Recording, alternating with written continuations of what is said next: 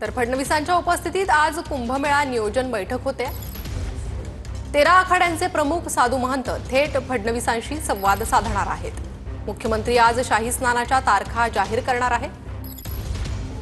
थोड्याच वेळात जिल्हाधिकारी कार्यालयात बैठक आणि अजून त्यांच्या काय अडचणी आहेत, त्यांना काय हवंय काय नकोय या संदर्भात सविस्तर चर्चा माननीय मुख्यमंत्री महोदय साधू संतांशी आणि अधिकाऱ्यांशी करणार आहेत। थोड्याच वेळात या बैठकीला सुरुवात होईल। कुशावर्त तीर्थाच्या संदर्भात आपण एक भूमिका मांडली होती, दुसरं कुशावर्त तीर्थ प्रतिस्थापन करायचं, त्याला काही साधूंचा विरोध आहे। तर त्या दिवशी आपल्या समोरच ज्या आखाड्याचे प्रमुख आहेत त्यांनी सुद्धा सांगितलं होतं की एक वेगळा कुंड जसा कुशावर्त आहे, कारण कुशावर्त अतिशय छोटा कुंड आमचा, परंपरा अशी आहे की त्या ठिकाणी सर्व स्नान होतात आणि म्हणून एक वेगळा घाट, एक वेगळा ठिकाण स्नानासाठी त्या ठिकाणी करावं असं त्यांनी सुचवलेलं होतं। आणि म्हणून आम्ही तशी पाहणी केली, सर्व आम्ही त्या भागामध्ये जाऊन आलो, 2 किलोमीटर फिरून आलो एवढ्या उन्हामध्ये सगळेजण, आणि त्या ठिकाणी तो घाट करावा जेणेकरून एकाच ठिकाणी गर्दी होणार नाही।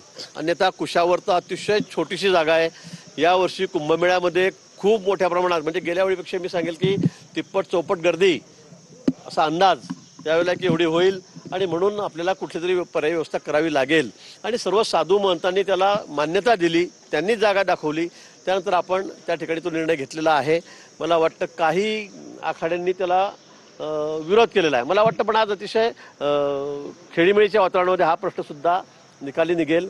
माझाही प्रयत्न हाच आहे की दुसरा जर त्या ठिकाणी आपण घाट केला तर बाहेरून येणारे सगळे भाविक हे त्या ठिकाणी स्नान करतील, आणि गर्दी जी आहे, जी आम्हाला भीती वाटते की या छोट्या कुंडामध्ये एवढे लोक स्नान करू शकणार नाही, स्टॅम्पेड होण्याची सुद्धा त्या ठिकाणी भीती असते, आणि ते आपल्याला कुठे होऊ द्यायचं नाही आहे, आणि म्हणून तो निर्णय बहुतेक आज होईल। हिंदी में मराठी एकूणच ती जागा एकूणच अधिग्रहण करावी अशा मागणी महंतांनी केलेली आहे, गेल्या अनेक वर्षांपासून ही मागणी आहे।